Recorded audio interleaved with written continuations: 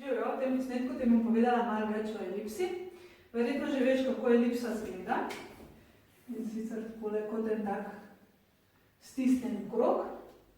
In elipso lahko povemo na dva načina, in sicer ena je geometrijska definicija, druga je pa s pomočjo enačbe. Pa bova najprej začela z geometrijsko definicijo.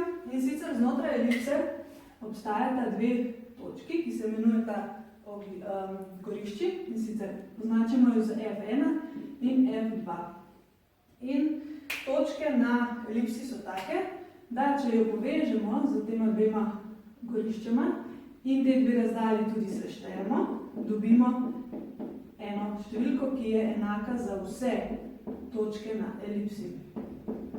Tukaj pa pišem še tako po matematično to, kar sem povedala. Se pravi, dobimo tole številko 2a.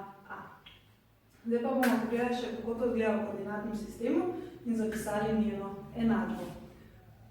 Ukvarjali se bomo samo z elipsami, ki so v središčni legi, kar pomeni, da je središče naše elipse tudi v izhodišču koordinatnega sistema.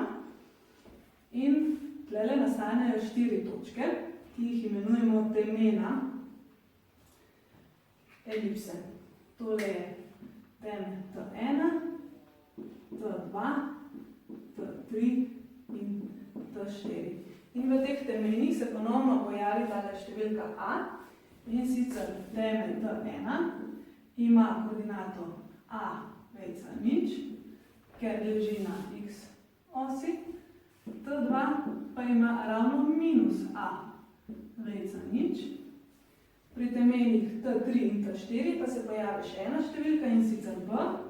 T3 ima koordinato 0, ker leži na y osi, vejica B, in T4 ima pa 0, vejica minus B.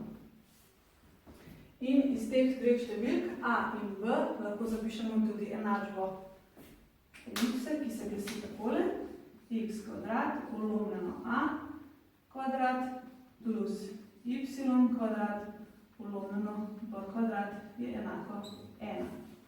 In če želimo zdaj izvedeti še, kakšni so koordinati gorišč, to naredimo tako, da izračunamo še eno posebno številko e, in sicer takole: e na kvadrat je enako a na kvadrat minus b na kvadrat, in potem imata gorišči koordinati F1 ima e vejica 0 in F2 ima minus e vejica 0. To sem zdaj naredila vse za primer, ko je elipsa v bistvu stisnjena od zgoraj, torej da je tale polos, temu rečemo, večja od navpične polosi, torej za primer, ko je A večji od B-ja. Pa poglejmo še za primer, ko je B večji od A-ja, v tem primeru je slika takale. Se pravi, smo krog stisnjeni strani in v bistvu je vse enako, le tole E zračunamo drugače, in sicer E zračunamo iz B kvadrat minus A kvadrat. Vse ostalo pa je enako.